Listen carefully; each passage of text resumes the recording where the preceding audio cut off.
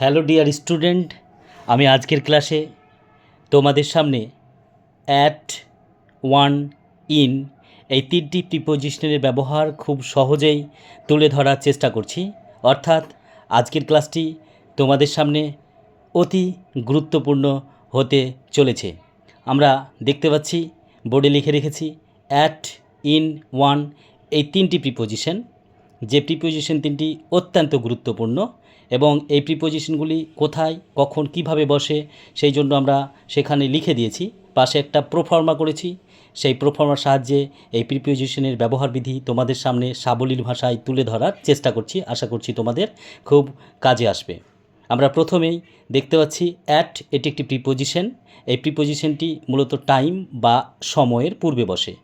দেখতে পাচ্ছি ইন, এটি একটি প্রিপোজিশন। এই প্রিপোজিশনটি মূলত মান্থ, ইয়ার এবং সিজনের পূর্বে বসে। তার পাশাপাশি আমরা দেখতে পাচ্ছি ওয়ান, এটিও একটি গুরুত্বপূর্ণ প্রিপোজিশন। ডিয়ার স্টুডেন্ট, এই প্রিপোজিশনটি মূলত ডে বা বারের পূর্বে বসে।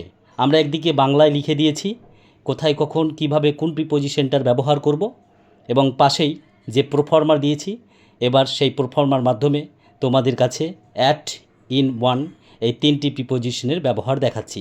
আমরা প্রথমেই দেখতে পাচ্ছি যে গ্যাপ রয়েছে, তার পাশে লেখা রয়েছে 10 AM। তাহলে 10 AM এটি একটি যেহেতু সময়, এই সময়ের পূর্বে আমরা মূলত অ্যাট প্রিপোজিশনটি বসাবো ডিয়ার স্টুডেন্ট, তাই আমরা অ্যাট বসিয়ে দিলাম। সঙ্গে সঙ্গে আমরা সেকেন্ড গ্যাপে চলে যাব। আমরা দেখে নেব সেকেন্ড গ্যাপের পরে লেখা রয়েছে জুলাই, আর আমরা জানি জুলাই একটি গুরুত্বপূর্ণ মাসের নাম, আর মাসের পূর্বে মূলত প্রিপোজিশন হিসাবে আমরা সব সময় ইন বসাই, তাই আমরা এখানে ইন বসাবো।